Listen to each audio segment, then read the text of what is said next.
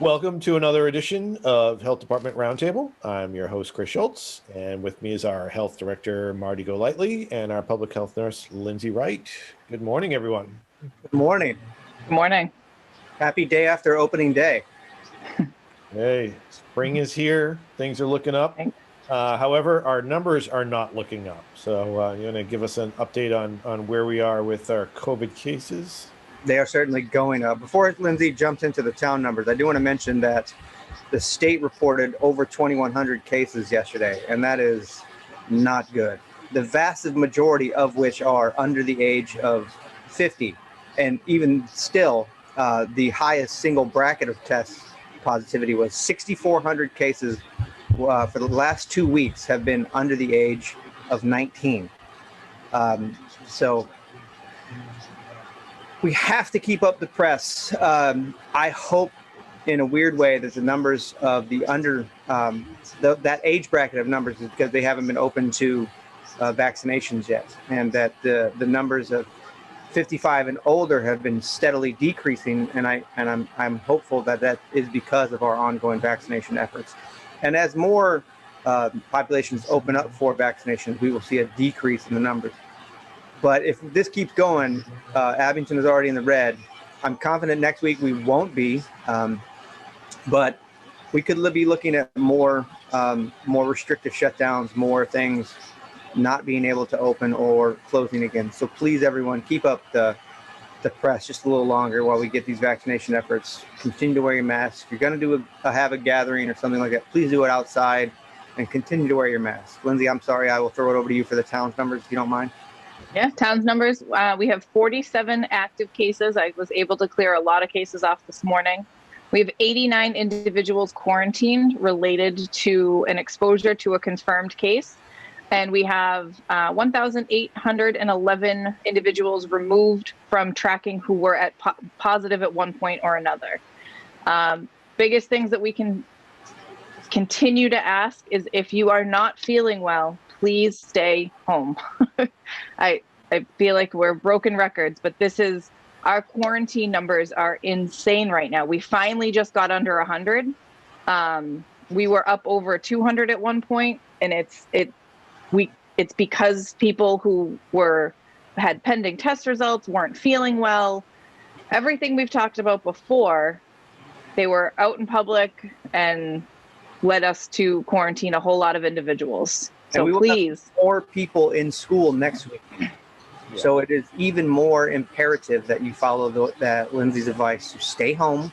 If you're not feeling well, keep your kids home. If they're not feeling well, the sniffles counts. Everything is COVID until it's proven that it's not.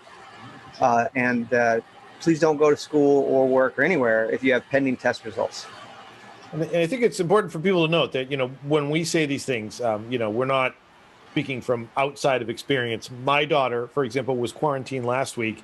She went back to school for 1 day and was exposed and quarantined immediately again.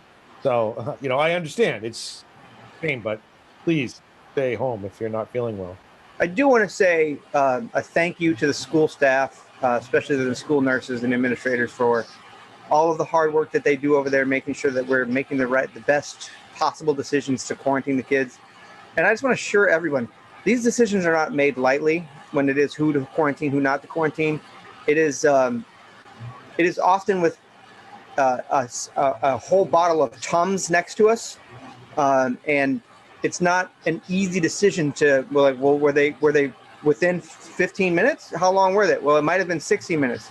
And these decisions are not easy for us to make.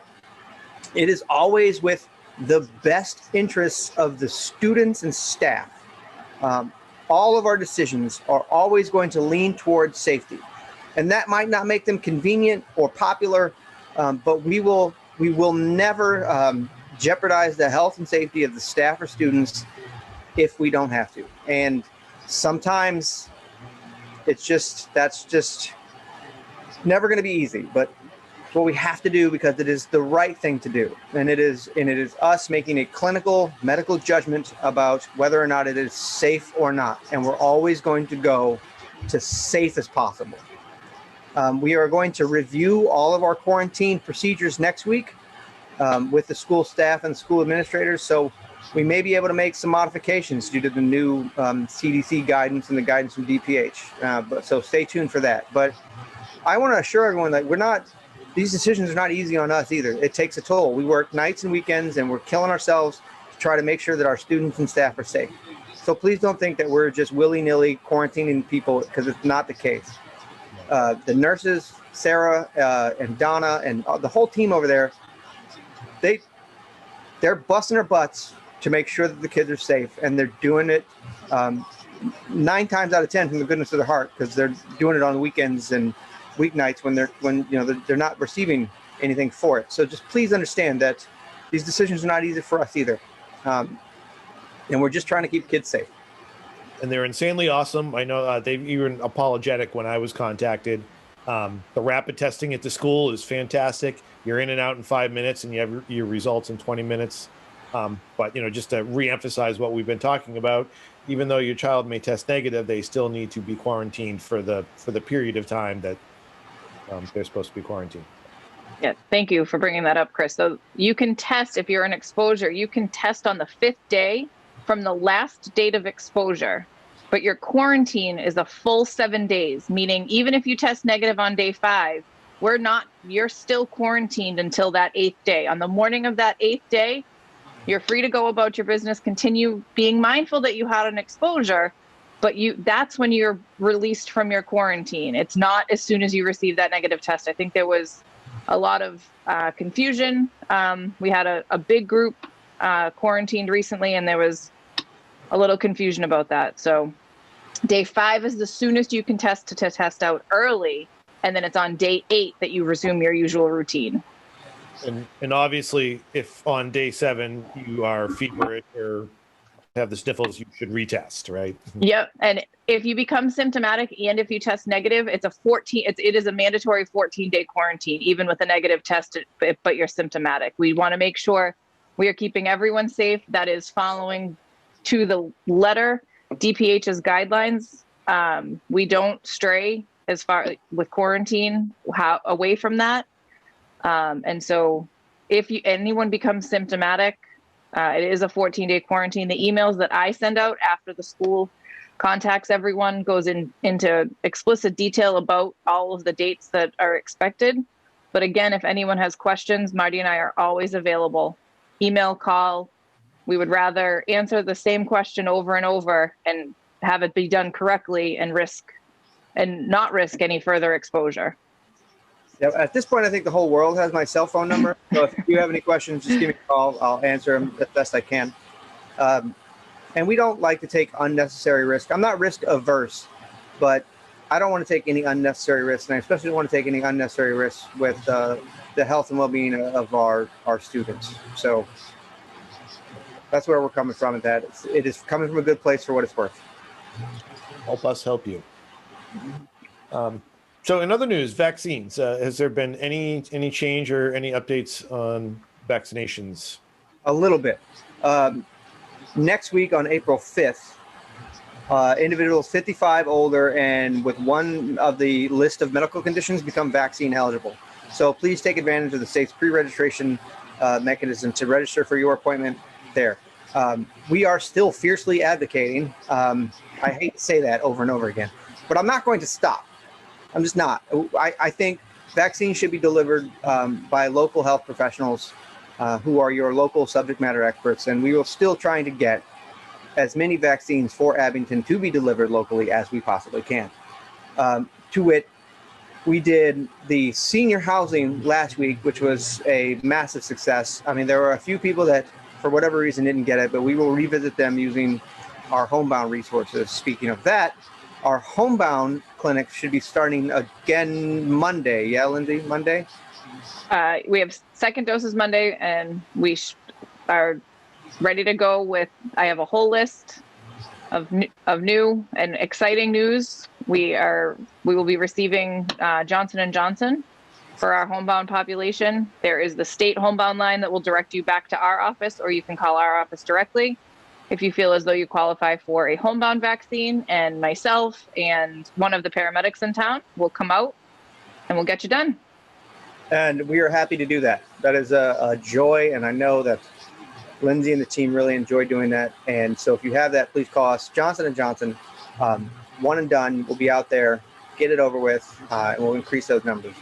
And I'm hopeful that with something we have in the works in the future, that we will be a part of a regional site to be able to provide more shots for the area.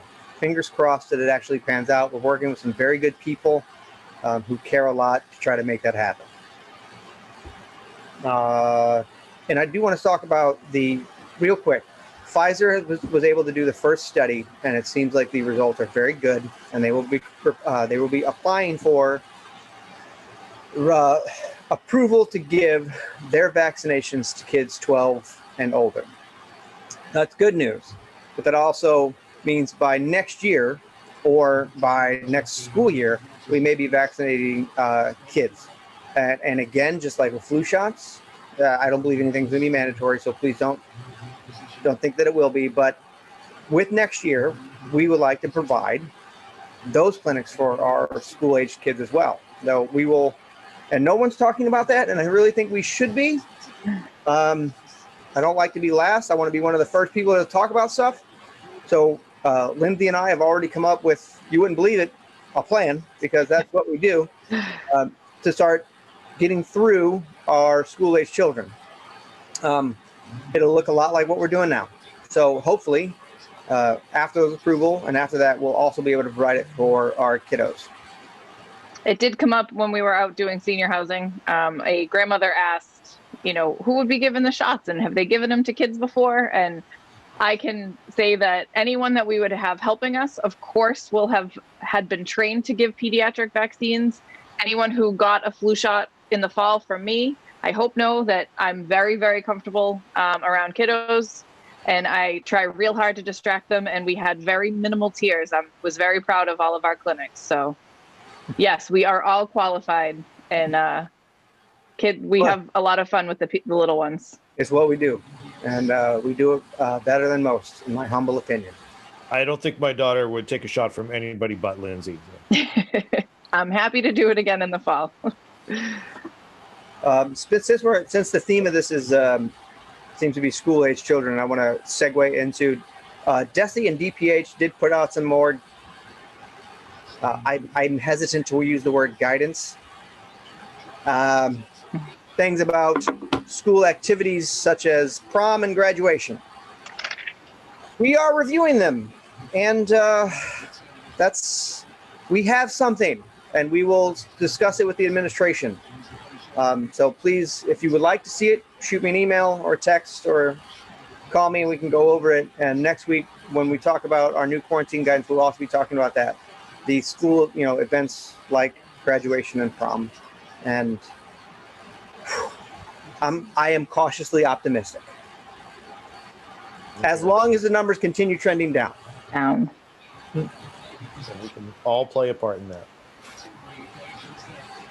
All right. So last week I mentioned Lyme disease and threw Lindsay on the hot seat. So I understand you've got some more follow-up information on. I do. So deer ticks are where Lyme disease is transmitted through. Typically, the transmission happens within 36 to 48 hours of a bite occurring. And so if you notice the tick in the afternoon, it wasn't there in the morning, you're for sure. Chances are you are safe. It's on average that 36 to 48 hour transit time. If you see a tick on you, you're not sure how long it's been, but it's swollen, chances are it has had enough time or has been able to transmit just based on the size of the tick. As I mentioned last week, when you remove the tick, you got to get the whole thing, including the head. And then if you notice the tick, you get it off, you can reach out to your primary care doctor. There is a single dose of an antibiotic. It's called doxycycline that we give as a prophylactic for Lyme disease. It's usually given within 72 hours of the tick being removed. And that's something that your provider can decide is right for you or not. It doesn't help with other tick-borne illnesses. Lyme disease is the only one that protects you against. And there are a handful of other tick-borne illnesses. But That is, to answer the question from last week, yes, it is 36 to 48 hour transmission from bite to possible transmission of Lyme. And just remind people who are out there doing their yard work, now that our compost site is open, dead leaves and old wood is where rodents like to be, and rodents are tick carriers. So just be careful and check yourself when you're out working in your yard. And since we're discussing arthropods and insect as vectors, can I discuss EEE and mosquitoes real quick? Starting April 5th, Plymouth County mosquito will start buzzing some wetlands and some places with their larvicide. Also, if you call them, they will come out and do a local treatment, and the number is on their website. If you just Google Plymouth County mosquito, it'll pop right up. And there's a whole host of information on that website about what product they're using. And as a reminder, the plane doesn't buzz any residential areas. It's all open space. And they do a lot of testing to identify the types of mosquitoes that are in those spaces, and testing to figure out what mosquitoes or what areas are going to develop the mosquitoes that actually act as vectors for West Nile, for EEE. And I've said this last year when we were at this time, one pandemic is enough. We don't need EEE and West Nile. We don't need any of that stuff. So please clean up your yards, any standing water, and anything that can act as a vessel for the breeding of those mosquitoes. Yeah, I believe the Plymouth County Mosquito Control also has information on removing old tires. They do. You can call them and they will come and pick them up in bulk. Awesome. All right. Well, that is all for this week's update. Marty, Lindsay, I want to thank you again for taking time to join us. My pleasure. Go Sox. And today Arsenal plays Liverpool. Go Arsenal. I hope everybody has a great holiday weekend. And remember, when you're wearing a mask, you can stick your tongue out at people and nobody knows. So, stay safe, and we'll see you next week.